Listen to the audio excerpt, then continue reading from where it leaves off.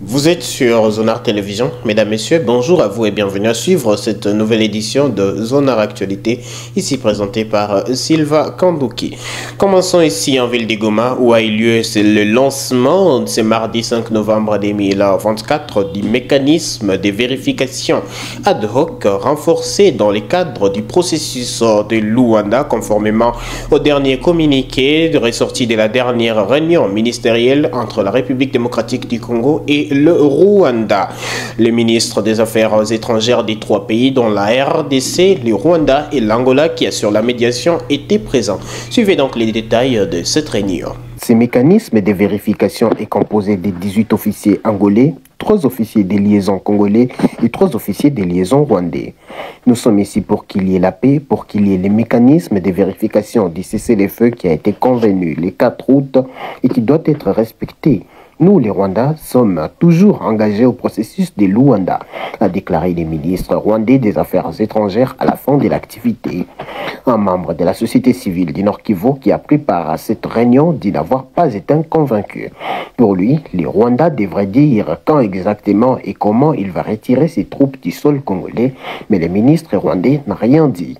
Selon cet acteur de la société civile, les Rwandais jouent à l'hypocrisie. Le gouvernement donc devrait aller plus loin et exiger que les rebelles d'IM23-RDF se retirent du sol congolais, a déclaré Jean-Claude Bambanzé, cadre de la société civile des Rutshuru. La prochaine session ministérielle est prévue le 16 novembre prochain à Luanda. Les plans de neutralisation des rebelles FDLR et les retraits des troupes rwandaises sur les sols congolais sera approuvé par les deux ministres à cette occasion. Et puis la localité des Kamandidité est très stratégique et aujourd'hui sous contrôle des mouvements rebelles d'IM23 depuis quelques jours maintenant. L'économie est menacée entre la pêche et l'ouverture que cette localité offre sur plusieurs agglomérations dans la province du Nord Kivu. Voici les détails du niveau stratégique des Kamandidité. Dans les territoires des Lubero, les rebelles du M23 ont chassé quelques résistants Wazalendo qui étaient encore dans les villages des Kamandidité après des rudes affrontements ce dimanche. Cette localité revêt d'une importance stratégique et économique.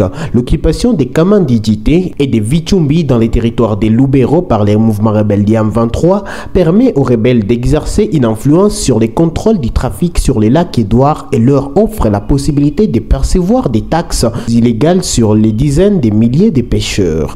Kamandidité est un point d'accès lacustre qui relie plusieurs villages situés au bord du lac Édouard, dont la localité de Kiavinyonge dans les territoires des Béni. Depuis Kamandidité, il est possible donc de rejoindre la localité de Kassindi-Port, offrant ainsi un passage vers la frontière stratégique de Kassindi-Lubiriha. Ce point permet également d'accéder à Kayondo et au centre de Lubero en passant par Albukununu, Mabana, Kipese et Masereka pour atteindre la région Graden dans les territoires de Béni. Les rebelles du M23 ont ouvert un nouveau front dans les territoires de Walikale et poursuivent leur progression dans celui de Lubero malgré les avancées dans le processus de Luanda. Pendant ces temps, je signale que l'agglomération des Kaira dans les Massissi est passée sous contrôle des Wazalendo. C'est mardi 5 novembre 2024 et dans les Rutshuru, 13 corps des rebelles du M23 ont été retrouvés flottant sur la rivière. Et puis toujours ici à Goma, la MONUSCO a effectué une remise de matériel pour renforcer son soutien logistique à la mission de la SADC en République démocratique du Congo. C'est lundi 4 novembre 2024.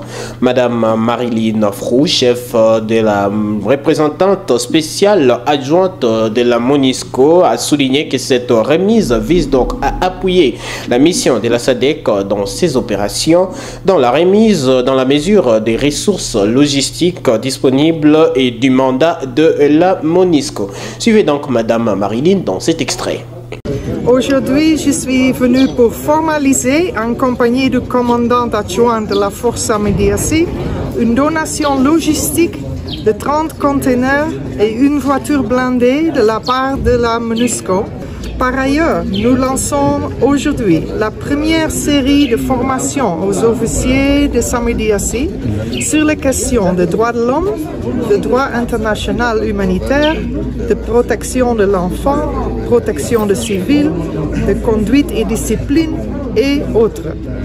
La MONUSCO va continuer à appuyer Samediassi car nous travaillons tous pour la pacification de l'Est de la République démocratique du Congo. Parlons de la santé dans une actualité. Les taux de létalité du Mpox est en baisse. Nous sommes à la 44e semaine depuis le début du Mpox en République démocratique du Congo. Le ministère de la Santé a publié ce lundi 4 novembre 2024 les tableaux à jour de la situation sanitaire en République démocratique du Congo. L'on note que le Nord Kivu reste la plus touchée.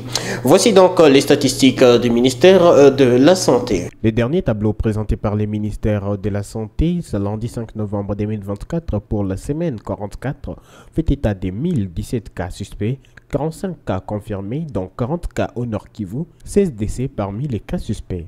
Pour un cumul de 51 549 jusqu'à aujourd'hui, 39 500 cas ont été notifiés, 28 929 cas ont été investigués, 15 425 cas prélevés, 8 670 cas confirmés, 1073 cas de décès. Le taux de létalité est donc passé de 1,20% à 1,6% la semaine écoulée. La campagne de vaccination s'est terminée dans les 6 premières provinces avec un cumul de 51 649 personnes vaccinées, 72,3% de l'objectif.